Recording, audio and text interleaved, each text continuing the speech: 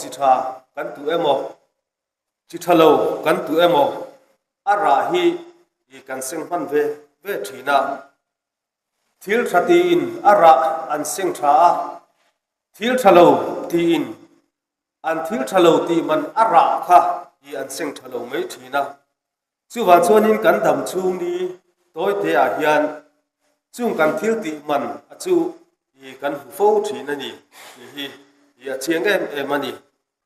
he kan dam chung nge hian kan tu ra kan chi the ra hi I kan seng don ti hi I kan riat thar ko phan ho ten kan riat thar apoi mo khopin ka ria kan chung kuwa kan fa te a hian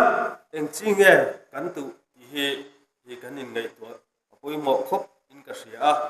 chu wangin chi tha kan tua dun tha le pathian du zong le lom tla ka kan om awanga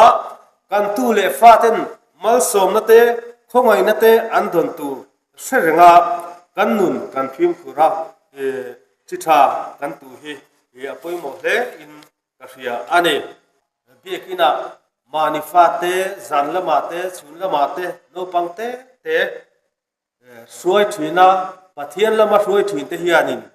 chi tha an patu na sa em ti ha I karil ruwa alo oma Sunday school kal thi pathian thu zir thin te hi sual kong te han zoin nun dik lawa te hum suai te han thai zo thin ma sela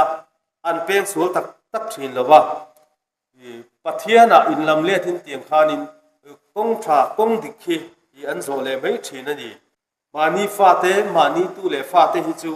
I en kol an hara mi fa te mi tu le fa te chu an ta na thil tha bati le ve en kol sak hi chu athu hi chuanin I ol khop maya kan tu le kan fa te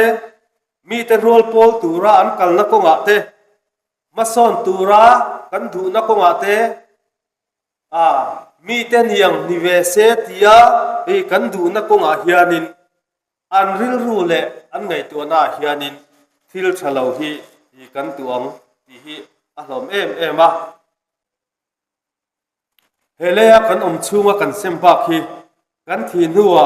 kan la seng dona chu wangin china kan huang khan thil thati ining suang u kan in tha da lo zongin ahum taka kan seng don si a kan thu sei te lalpan kan sa tan mal min som sak se